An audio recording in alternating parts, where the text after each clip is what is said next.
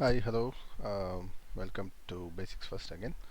ಹಿಂದಿನ ಎಪಿಸೋಡಲ್ಲಿ ಹೇಳಿದಾಗೆ ಈ ಎಪಿಸೋಡಲ್ಲಿ ನಾನು ಲೈನೆಕ್ಸ್ ಬಗ್ಗೆ ಮಾತಾಡ್ತೀನಿ. ಲೈನೆಕ್ಸ್ ಅಂದರೆ ಏನು, ಎಲ್ಲಿ ಯೂಸ್ ಮಾಡ್ತಾರೆ, ಅದರದ್ದು ಬೇಸಿಕ್ಸ್ ಕಮೆಂಟ್ಸ್ ಏನು, ಅವೆಲ್ಲ ಡಿಸ್ಕಸ್ ಮಾಡೋಣ. ಫಸ್ಟ್ ಆಫ್ ಆಲ್ ಲೈನೆಕ್ಸ್ ಅಂದರೆ ಏನಂತ ಅರ್ಥ ಮಾಡ್ಕೊಳ್ಳೋಣ. ಅದರಲ್ಲಿರೋ ಬೇರೆ ಬೇರೆ ಕಾಂಪೋನೆಂಟ್ಸ್ ಏನು ಎಲ್ಲ ಬಗ್ಗೆ ಮಾತಾಡೋಣ. So this is Linux part 1. So Linux ಅಂದರೆ ಏನು, ಬೇಸಿಕಲಿ ಅದೊಂದು ಆಪರೇಟಿಂಗ್ ಸಿಸ್ಟಮ್. ಆಪರೇಟಿಂಗ್ ಸಿಸ್ಟಮ್ ಅಂದರೆ ಕಂಪ್ಯೂಟರ್ಗೂ ಮನುಷ್ಯರಿಗೂ ಮಧ್ಯ ಇಂಟ್ರ್ಯಾಕ್ಷನ್ ಮಾಡೋದಕ್ಕೆ ನಿಮ್ಗೆ ಏನಾರ ಒಂದು ಸಾಧನ ಬೇಕಲ್ಲ, ಅದೇ ಆಪರೇಟಿಂಗ್ ಸಿಸ್ಟಮ್. ಸೊ ಈ ಆಪರೇಟಿಂಗ್ ಸಿಸ್ಟಮ್ ಏನು ಮಾಡಿರ್ತಾರೆ, ನಿಮ್ಮ ಡೆಸ್ಕ್ಟಾಪ್ ಅಥವಾ ಲ್ಯಾಪ್ಟಾಪ್ನಲ್ಲಿ ಮೊದಲೇ ಇನ್ಸ್ಟಾಲ್ ಮಾಡಿರ್ತಾರೆ. ಲೈಕ್ ವಿಂಡೋಸ್, ಅದೊಂದು ಆಪ್ರೇಟಿಂಗ್ ಸಿಸ್ಟಮ್. ವಿಂಡೋಸ್ ಎಲ್ಲರಿಗೂ ಗೊತ್ತಿರುತ್ತೆ. ಸೊ ನೀವು ವಿಂಡೋಸ್ ಸಿಸ್ಟಮ್ ಆನ್ ಮಾಡಿದ ತಕ್ಷಣ ಸ್ವಲ್ಪ ಎಲ್ಲ ಬೂಟಪ್ ಆಗಿಬಿಟ್ಟು ಸ್ಟಾರ್ಟ್ ಆಗುತ್ತೆ. ಆಮೇಲೆ ನಿಮಗೆ ಸ್ಟಾರ್ಟ್ ಬಟನ್ ಅದೆಲ್ಲ ಸಿಗುತ್ತೆ.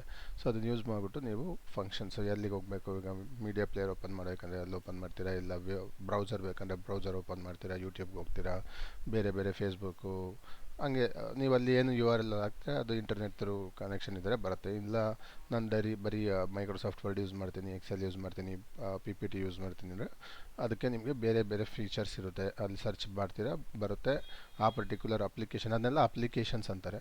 ಅಪ್ಲಿಕೇಶನ್ ಓಪನ್ ಮಾಡ್ತೀರಾ, ಮೈಕ್ರೋಸಾಫ್ಟ್ ಎಕ್ಸೆಲ್ ಒಂದು ಅಪ್ಲಿಕೇಶನು, ಮೈಕ್ರೋಸಾಫ್ಟ್ ವರ್ಡ್ ಇಸ್ ಒಂದು ಅಪ್ಲಿಕೇಶನು. ಏನಂದರೆ ಇದೆಲ್ಲ ಪ್ಯಾಕೇಜಲ್ಲಿ ಬರುತ್ತೆ ಮೈಕ್ರೋಸಾಫ್ಟ್ ಅವ್ರದ್ದು, ಎಲ್ಲ ಬೇರೆ ಬೇರೆ ಬೇರೆ components of their own package. So Microsoft ಅವ್ರ ಒಂದು ಪ್ಯಾಕೇಜ್ ನೀವು ಇನ್ಸ್ಟಾಲ್ ಮಾಡಿದ್ರೆ Excel, Word, P P T ಮತ್ತು ಒನ್ ಬುಕ್ಕು ಅವೆಲ್ಲ ಎಕ್ಸ್ಟ್ರಾ ಬರುತ್ತೆ. ಸೊ ಇದೆಲ್ಲ ಬೇರೆ ಬೇರೆ ಒಂದೇ ಪ್ಯಾಕೇಜಲ್ಲಿರೋ ಬೇರೆ ಬೇರೆ ಅಪ್ಲಿಕೇಶನ್ಸು. ಅವುಗಳ ಫಂಕ್ಷನಾಲಿಟಿ ಕೂಡ ಡಿಫ್ರೆಂಟ್ ಆಗುತ್ತೆ. ಈಗ ನಮ್ಮ ವಿಂಡೋಸಲ್ಲಿ ನಾವು ಇನ್ಸ್ಟಾಲ್ ಅಂತೀವಿ, ಲೈನೆಕ್ಸಲ್ಲಿ ಡಿಪ್ಲಾಯ್ ಅಂತೀವಿ. ಸೊ ಅದೇ ಮೇಜರ್. ಡಿಪ್ಲಾಯ್ಮೆಂಟ್ ಅಂದರೆ ಇನ್ಸ್ಟಾಲೇಷನ್, ಅದೇ ಥರ. ಸೊ ಲೈನೆಕ್ಸ್ ಅನ್ನೋದೊಂದು open source operating system. Open source ಅಂದರೆ ಏನು, ನಿಮಗೆ ಸೋರ್ಸ್ ಕೋಡನ್ನು ಫ್ರೀಯಾಗಿ ಕೊಟ್ಬಿಟ್ಟಿರ್ತಾರೆ. ಓಪನ್ ಸೋರ್ಸ್ ಆಗಿ ಅವ್ರ ವೆಬ್ಸೈಟಲ್ಲೋ ಇಲ್ಲ ಜೆನ್ರಿಕ್ ಆಗಿ ಒಂದು ಎಲ್ಲ ಕಂಪ್ಯೂಟರ್ ಸೈನ್ಸ್ ಆಪರೇಟಿಂಗ್ ಸಿಸ್ಟಮ್ಸ್ಗೆ ಒಂದು ರಿಜಿಸ್ಟರ್ ಮಾಡಿ ಒಂದು ಕಮಿಟಿ ಥರ ಏನಾರು ಮಾಡಿರ್ತಾರೆ. ಈಗ CNCF ಅಂತ ಒಂದಿದೆ, ಅವರು ಬಂದು ಅಲ್ಲಿ ಕೂಡ ಅಪ್ಲೋಡ್ ಮಾಡಿರ್ತಾರೆ. ಸೊ ಆಪರೇಟಿಂಗ್ ಸಿಸ್ಟಮ್ ಇರ್ಬೋದು, ಬೇರೆ ಬೇರೆ ಟೂಲ್ಸ್ ಲೈಕ್ ಕ್ಯೂಬರ್ನೆಟಿಸು, ಡಾಕರ್ ಅವೆಲ್ಲ ಅಲ್ಲಿ ಅಪ್ಲೋಡ್ ಮಾಡಿರ್ತಾರೆ. ಡಾಕರ್ ಎಲ್ಲ ಕ್ಯೂಬರ್ನೆಟಿಸು. ಸೊ ಆ ಥರ ಒಂದೊಂದು ಎಲ್ಲ ಒಂದು ಕಡೆ ಓಪನ್ ಸೋರ್ಸ್ ಕೋಡ್ನ ಫ್ರೀಯಾಗಿ ಎಲ್ಲರಿಗೂ ಕೊಟ್ಬಿಟ್ಟಿರ್ತಾರೆ. ಸೊ ಇದೇನೆಂದರೆ 1991ನಲ್ಲಿ ಲೈನಸ್ ಟಾರ್ವಾಲ್ಡ್ಸ್ ಅನ್ನೋರು ಒಂದು ಪ್ರಾಜೆಕ್ಟ್ ಮಾಡಬೇಕು ಅನ್ಕೋತಾರೆ. ಆವಾಗ ಅವ್ರಿಗೆ ಹುಡುಕಿದಾಗ ಆಪರೇಟಿಂಗ್ ಸಿಸ್ಟಮು ತುಂಬ ಕಾಸ್ಟ್ಲಿ ಇರುತ್ತೆ. ಸೊ ಅವಾಗ ಅವ್ರು ಯೋಚನೆ ಮಾಡ್ತಾರೆ, ಯಾಕೆ ನಾನೊಂದು free open source operating system ಮಾಡಬಾರ್ದು ಅಂತ ಹುಡುಕಿದಾಗ ಅವ್ರಿಗೆ ಯೂನಿಕ್ಸ್ ಸಿಸ್ಟಮ್ ಸಿಗುತ್ತೆ. ಯೂನಿಕ್ ಆಪರೇಟಿಂಗ್ ಸಿಸ್ಟಮ್ ಇರುತ್ತೆ ಆಲ್ರೆಡಿ. ಅದನ್ನು ತಗೊಂಡು ಅದ್ರ ಮೇಲೆ ಇವರು ಕಸ್ಟಮೈಸ್ ಮಾಡಿ, ಡೆವಲಪ್ ಮಾಡಿ, ಯೂಸರ್ ಫ್ರೆಂಡ್ಲಿ ಮಾಡಿ ಮತ್ತೆ ಡಿಸ್ಟ್ರಿಬ್ಯೂಟ್ ಮಾಡ್ತಾರೆ ಲೈನೆಕ್ಸ್ ಅನ್ನೋ ಹೆಸರಲ್ಲಿ. ಲೈನಸ್ ಅಂತ ಅವ್ರ ಹೆಸರು. ಸೊ ಅದಕ್ಕೆ ಯೂನಿಕ್ಸ್ನ ಮಿಕ್ಸ್ ಮಾಡಿರೋದ್ರಿಂದ Unix on top of Unix ಮಾಡಿದ್ದಕ್ಕೆ ಅವರನ್ನು ಲೈನೆಕ್ಸ್ ಅಂದ್ಬಿಟ್ಟು ಮತ್ತೆ ರಿಲೀಸ್ ಮಾಡ್ತಾರೆ.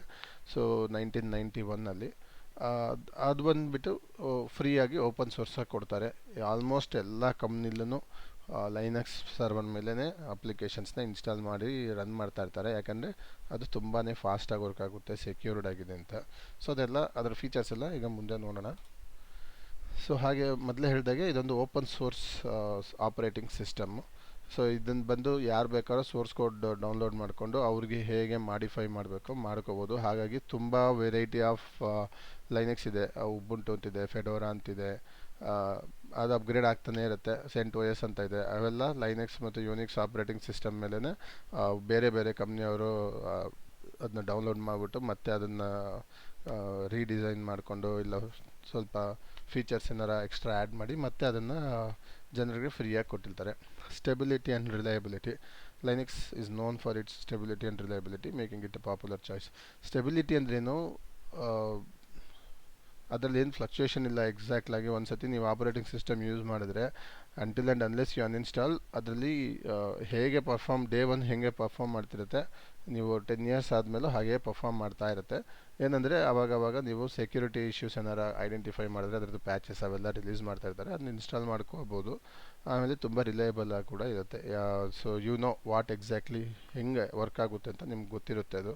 ಸೊ ವಿಂಡೋಸ್ ಥರ ಕೆಲವು ಸತಿ ಇದ್ದಕ್ಕಿದ್ದಂಗೆ ಒಂದೊಂದು ಸತಿ ಇಶ್ಯೂಸ್ ಬರುತ್ತೆ, ನೀವೇನೋ ರೀಸ್ಟಾರ್ಟ್ ಮಾಡ್ತೀರಾ, ಅವೆಲ್ಲ ವರ್ಕ್ ಆಗುತ್ತೆ. ಇದು ಆ ಥರ ಯಾವತ್ತೂ ಆಗೋಲ್ಲ. ತುಂಬ ರಿಲಯಬಲ್ಲಾಗಿ ಯಾವ್ಯಾವ ಫಂಕ್ಷನ್ ಹೆಂಗೆ ಆಗಬೇಕೋ ಅದೇ ಥರ ಆಗುತ್ತೆ. ಕಸ್ಟಮೈಸಬಿಲಿಟಿ, ಮೊದಲೇ ಹೇಳ್ದಂಗೆ ನೀವು ಕೋಡನ್ನು ನಿಮ್ಗೆ ಹೆಂಗೆ ಬೇಕಾರೋ ಟ್ವೀಕ್ ಮಾಡಿಕೊಂಡು ಅಥವಾ ಹೊಸ ಫೀಚರ್ ನೀವೇ ಕೂಡ ಬರಿಬೋದು. ಸೆಕ್ಯೂರಿಟಿ ಬಂದು ಲೈನೆಕ್ಸಲ್ಲಿ ತುಂಬಾ ಚೆನ್ನಾಗಿದೆ. ನಿಮಗೆ ಮ್ಯಾಕ್ OS ಹೇಗೆ ಸೆಕ್ಯೂರ್ಡ್ ಅಂತಾರೋ ಅದೇ ಥರ ಲೈನೆಕ್ಸ್ ಕೂಡ. ಆ್ಯಂಡ್ರಾಯ್ಡು ಯೂಸ್ ಮಾಡಿರೋದು ಲೈನೆಕ್ಸ್ ಆಪರೇಟಿಂಗ್ ಸಿಸ್ಟಮ್ನೇ. ಸೊ ಲೈನೆಕ್ಸ್ ಬಂದು ಡಿಫ್ರೆಂಟ್ ಡೈರೆಕ್ಟರಿ ಸ್ಟ್ರಕ್ಚರ್ಸಲ್ಲಿರುತ್ತೆ. ಯಾವ್ದಾರ ಒಂದು ವೈರಸ್ ಇರೋ ಫೈಲ್ನ ಪ್ಲೇಸ್ ಮಾಡಿದ್ರೆ ಯಾರು ಹೋಗಿ ಮ್ಯಾನ್ಯಲ್ ಆಗಿ ಆ ಫೈಲ್ ರನ್ ಮಾಡೋ ತನಕ ಅದು ಟ್ರಿಗರ್ ಆಗಲ್ಲ, ರನ್ ಆಗಲ್ಲ. ಅದೇ ವಿಂಡೋಸಲ್ಲಿ ನೀವು ಅದು ರನ್ ಆಗಿಬಿಡುತ್ತೆ ಆಟೋಮೆಟಿಕ್ಕಾಗಿ. ಸಿಸ್ಟಮ್ ಸರ್ವರ್ ಲೋಡ್ ಆಗಬೇಕಾದ್ರೆ ಮಾಡಿದ್ರೆ ಆಗುತ್ತೆ ಅಂತಾರೆ. So Linux is very much secured ಅಂತಾರೆ. ಪರ್ಫಾರ್ಮೆನ್ಸು ಅಷ್ಟೇ, ಇದರೊಳಗೆ UI ಕಡಿಮೆ ಇರೋದ್ರಿಂದ ಬೇಗ ಲೋಡ್ ಆಗುತ್ತೆ. ಫಾಸ್ಟ್ ಟೈಮ್ ಟು ಕೆಲವು ವರ್ಷನ್ ಆಫ್ OSಸು UI ಕೂಡ ಲೋಡ್ ಮಾಡುತ್ತೆ. ಕೆಲವು ವರ್ಷನ್ಗೆ UI ಬೇಡ, ಬೇಕಾಗಿಲ್ಲ. ಸೊ ಆಮೇಲೆ ತುಂಬ ಸಿಂಪಲ್ ಸ್ಟಾರ್ಟಿಂಗ್ ಪ್ಯಾಕೇಜಸ್ ಬಂದು ಆಲ್ಪೈನ್ ಅಂತಾರೆ. ಆಲ್ಪೈನಲ್ಲಿ ಬಂದು ನಿಮಗೆ ತುಂಬ ಎಲ್ಲ ಫೀಚರ್ಸ್ ಇರಲ್ಲ, ನಿಮ್ಗೆ ಎಷ್ಟು ಬೇಕೋ ಅಷ್ಟು ಮಾತ್ರ ಇರುತ್ತೆ. ಕೆಲವು ಟೂಲ್ಸ್ಗೆ ರನ್ ಮಾಡೋದಕ್ಕೆ ಬರೀ basic of Linux comments run ಆದರೂ ಸಾಕು, ಅವಾಗ ಅದನ್ನು ಯೂಸ್ ಮಾಡ್ತಾರೆ. ಸೊ ಹಾಗಾಗಿ ಪರ್ಫಾರ್ಮೆನ್ಸ್ ತುಂಬ ಚೆನ್ನಾಗಿದೆ ಇದು. Okay, and it also supports multi core processors, symmetric multi processing.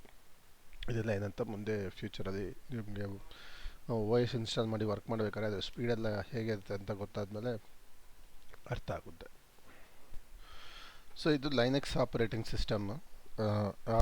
ಸಿಸ್ಟಮ್ದು architecture. So first ಏನಿರುತ್ತೆ, ಬೇರ್ ಮೆಟಲ್ ಹಾರ್ಡ್ವೇರ್ ಇರುತ್ತೆ. ಈಗ ಒಂದು ಡೆಸ್ಕ್ಟಾಪ್ ಹೋಗ್ಬಿಟ್ಟು ಬೈ ಮಾಡಿದ್ರೆ ನಿಮಗೆ ಫಸ್ಟ್ ಒಂದು ಮಾನಿಟರು, ಡೆಸ್ಕ್ಟಾಪ್ ಎಲ್ಲ ಕೊಡ್ತಾರೆ, ಮದರ್ ಬೋರ್ಡ್ ಇರುತ್ತೆ, ರ್ಯಾಮ್ ಇರುತ್ತೆ, ಅವೆಲ್ಲ ಇರುತ್ತೆ. ಅದು ಹಾರ್ಡ್ವೇರ್ ಅಂತ. ಸೊ ನೀವು ಅಲ್ಲೊಂದು ಹಾರ್ಡ್ ಡಿಸ್ಕ್ ಕೂಡ ಇರುತ್ತೆ. ಅದರ ಮೇಲೆ ನೀವು OS ಇನ್ಸ್ಟಾಲ್ ಮಾಡಿದಾಗ ಫಸ್ಟು ಲೈನೆಕ್ಸ್ ಕರ್ನಲ್ ಅಂತ ಒಂದು ಲೇಯರ್ ಇನ್ಸ್ಟಾಲ್ ಆಗುತ್ತೆ. ಈ ಲೈನೆಕ್ಸ್ ಕರ್ನಲ್ ಏನು ಮಾಡುತ್ತೆ, ನೀವು ಕೊಡೋ ಇಲ್ಲಿ ಯೂಸರ್ ಒಂದು ಕಮ್ಯಾಂಡ್ ಕೊಟ್ಟರೆ ಅದು ಬಂದು ಕರ್ನಲ್ಲು ಹಾರ್ಡ್ವೇರ್ ಕಂಪ್ಯಾಟಿಬಲ್ ಲ್ಯಾಂಗ್ವೇಜ್ಗೆ, ಅಂಡರ್ಸ್ಟ್ಯಾಂಡಿಂಗ್ ಲ್ಯಾಂಗ್ವೇಜ್ಗೆ ಕನ್ವರ್ಟ್ ಮಾಡಿಬಿಟ್ಟು, ಲೈಕ್ ಬೈನರಿ ಮಾತ್ರ ಹುಡುಕಾಗೋದು ಹಾರ್ಡ್ವೇರಲ್ಲಿ. ಅರ್ಥ ಆಗೋದು 10001111 ಅಂತ. ಸೊ ಅದು ನೀವು ಡೈರೆಕ್ಟಾಗಿ ಟೈಪ್ ಮಾಡೋಕ್ಕಾಗಲ್ಲ, ಅಷ್ಟೊಂದು 10ಗಳು. ಸೊ ನಾವು ಒಂದು ಬೇಸಿಕ್ ಕಮ್ಯಾಂಡ್ ಕೊಡ್ತೀವಿ, ಲೈಕ್ ಲಿಸ್ಟ್ ದಿಸ್ ಡೈರೆಕ್ಟ್ರಿ ಅಥವಾ ಏನೋ ಒಂದು ಈ ಡೈರೆಕ್ಟ್ರಿಲಿರೋ ಫೈಲ್ಸ್ ಎಲ್ಲ ಲಿಸ್ಟ್ ಮಾಡಿ ಅಂತ ಕೊಟ್ಟರೆ ಆವಾಗ ಕರ್ನಲನ್ನು ಹಾರ್ಡ್ವೇರ್ ಕಂಪ್ಯಾಟಿಬಲ್ ಲ್ಯಾಂಗ್ವೇಜ್ಗೆ ಕನ್ವರ್ಟ್ ಮಾಡಿಬಿಟ್ಟು ಹಾರ್ಡ್ವೇರ್ಗೆ ಹೇಳುತ್ತೆ. ಹಾರ್ಡ್ವೇರಿಂದ ನಿಮಗೆ ರೆಸ್ಪಾನ್ಸ್ ಬರುತ್ತೆ. ಸೊ ಅದ್ರ ಕರ್ನಲ್ ಮೇಲೆ ಶೆಲ್ಸ್ ಇದೆ. ಶೆಲ್ಲಲ್ಲಿ ಬಂದುಬಿಟ್ಟು ನಿಮಗೆ ಬೇಸಿಕಲಿ ತುಂಬ ವೆರೈಟಿ ಆಫ್ ಶೆಲ್ಸ್ ಇದೆ. ಝಿ ಶೆಲ್ ಅಂತ ಇದೆ, ಬ್ಯಾಶ್ ಅಂತ ಇದೆ, ಬಾರ್ನ್ ಶೆಲ್ಲು. ಸೊ ಅದರಲ್ಲಿ ನಿಮಗೆ ತುಂಬ ಫೀಚರ್ಸು, ಈಸಿ ಕಮ್ಯಾಂಡ್ಸ್ ಎಲ್ಲ ಇರುತ್ತೆ. ಸೊ ಈಗ ಇಲ್ಲಿ VI ಅಂತ ಇದೆ, ಇದೊಂದು ಎಡಿಟರು. ಈಗ ಡೇಟ್ ತೊಗೊಂಡು ಇದು ಸಿಂಪಲಾಗಿ ಡೇಟ್ ಅಂತ ಇರುತ್ತೆ. ನೀವು ಸುಮ್ಮನೆ ಡೇಟ್ ಅಂತ ಟೈಪ್ ಮಾಡಿದ್ರೆ shell will read date. Okay, ಇವ್ರಿಗೆ ಡೇಟ್ ರೆಸ್ಪಾನ್ಸ್ ಬರಬೇಕು ಅಂದ್ಬಿಟ್ಟು it will give you the date. ಅವತ್ತೇನು ಡೇಟ್ ಟೈಮ್ ರನ್ ಆಗ್ತಾ ಇರುತ್ತೆ ಆ ಡೇಟ್ ಕೊಡುತ್ತೆ. ಆಮೇಲೆ CD ಅಂದರೆ ಚೇಂಜ್ ಡೈರೆಕ್ಟ್ರಿ. CD ಅಂತ ಕೊಟ್ಬಿಟ್ಟು ಯಾವ ಡೈರೆಕ್ಟ್ರಿಗೆ ಹೋಗಬೇಕು ಅಂತ ಕೊಡ್ತೀರಾ, ಆವಾಗ ಅದು ಶೆಲ್ಗೆ ಅದು ಪಿಂಗ್ ಮಾಡ್ದಂಗೆ. ನೀವು ಈಗ ಶೆಲ್ಲನ್ನು ನಾನೊಬ್ಬ ಮನುಷ್ಯ ಅಂದ್ಕೊಳ್ಳಿ, ನೀವು ಹೇಳ್ಬಿಟ್ಟು ಓಕೆ ನನಗೆ ಈ ಡೈರೆಕ್ಟ್ರಿಗೆ ಹೋಗಿ ಅಂದರೆ ಆ ಯೂಸರ್ನ ಕರ್ಕೊಂಡೋಗಿ ಆ ಡೈರೆಕ್ಟ್ರಿ ಬಿಡುತ್ತೆ. ಸೊ ಆ ಥರ ಅದೊಂದು ಲೈಕ್ ಈಗ ಓಲಾದಲ್ಲಿ ಕ್ಯಾಬ್ ಬುಕ್ ಮಾಡ್ತಿರಲ್ಲ, ನಾನು ಈ ಲೊಕೇಶನಿಂದ ಈ ಲೊಕೇಶನ್ಗೆ ಹೋಗಬೇಕು ಅಂದರೆ ಅವ್ರು ಬಂದು ನಿಮ್ಮನ್ನು ಪಿಕ್ ಮಾಡ್ಕೊಂಡು ಕರ್ಕೊಂಡೋಗಿ ಆ ಲೊಕೇಶನಲ್ಲಿ ಬಿಡ್ತಾರೆ. ಅದೇ ಥರ ಕಮೆಂಟ್ಸ್ ವರ್ಕ್ ಆಗುತ್ತೆ, ಶೆಲ್ ವರ್ಕ್ ಮಾಡುತ್ತೆ. ಗ್ರೆಪ್ ಅಂದರೆ ಸರ್ಚ್ ಮಾಡೋದು. ನೀವು ಪೊಲೀಸರಿಗೆ ಹೇಳ್ತೀರ ನನ್ನ ಫೋನ್ ಕಳೆದೋಗಿದೆ ಇಂಥ ಲೊಕೇಶನಲ್ಲಿ, ನನಗೆ ಫೋನ್ ಸಿಗ್ತಾ ಇಲ್ಲ ಹುಡ್ಕೊಡಿ ಅಂದರೆ ಅವರು ನೀವು ಗ್ರೆಪ್ ಅಂತ ಕೊಟ್ಬಿಟ್ಟು ಫೋನು ಯಾವ ಡೈರೆಕ್ಟ್ರಿ ಅಥವಾ ಅಂದರೆ ಒಂದು ಲೊಕೇಶನ್ ಕೊಟ್ಟರೆ ಹುಡುಕ್ಬಿಟ್ಟು ಓಕೆ ಇಂಥ ಲೊಕೇಶನಲ್ಲಿದೆ ಅಂತ ಹೇಳ್ತಾರೆ ಅವರು. Just an example, easy high level ಲ್ಯಾಂಗ್ವೇಜಲ್ಲಿ. ಸೊ ಅರ್ಥ ಆಗಂಗೆ ಹೇಳ್ತಾ ಇದ್ದೀನಿ. ಸೊ ಅದೇ ಥರ ಸಿಕ್ಕಾಪಟ್ಟೆ ಕಮ್ಯಾಂಡ್ಸ್ಗಳಿದೆ, ಅದನ್ನೆಲ್ಲ ಫಸ್ಟು ಪ್ರಾಕ್ಟೀಸ್ ಮಾಡೋಣ, ಎಲ್ಲ ಅರ್ಥ ಆಗುತ್ತೆ. ಸೊ ಈ ಶೆಲ್ಸ್ ಕರ್ನಲಲ್ಲಿ ಮತ್ತು ಸಿಸ್ಟಮ್ ಲೈಬ್ರರೀಸು, ಸಿಸ್ಟಮ್ ಯುಟಿಲಿಟೀಸ್ ಅಂತ ಇದೆ. ಇದೆಲ್ಲ ಬಂದ್ಬಿಟ್ಟು ಬೇಸಿಕಲಿ ಶೆಲ್ ಅಥವಾ ಯಾವುದೇ ಕಮೆಂಟ್ಸ್ ವರ್ಕ್ ಆಗೋಕ್ಕೆ ಏನೇನು ಬೇಕೋ ಅವೆಲ್ಲ ಸಿ ಲ್ಯಾಂಗ್ವೇಜಲ್ಲಿ ಬರೆದಿರ್ತಾರೆ.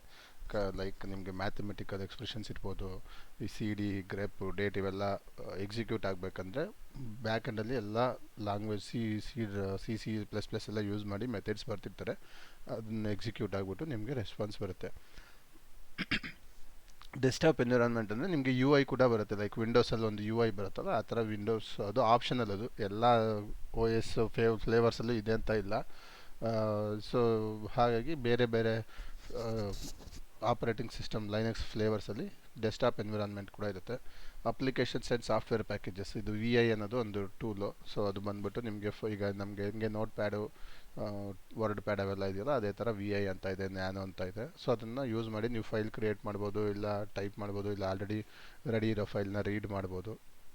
ಸೊ ಹಾಗೆ ಅದಕ್ಕೆ ಬೇಕಾಗಿರೋ ಬೇರೆ ಬೇರೆ ಅಪ್ಲಿಕೇಶನ್ಸ್ ಎಲ್ಲ ಆಲ್ರೆಡಿ ಇನ್ಸ್ಟಾಲ್ ಆಗಿರುತ್ತೆ. ಸೊ ಅದೇ ಇಲ್ಲಿ ಏನು ಹೇಳಿದೆ ಅದನ್ನೇ ಎಕ್ಸ್ಪ್ಲನೇಷನ್ ಮಾಡಿದ್ದೀವಿ ಇಲ್ಲಿ.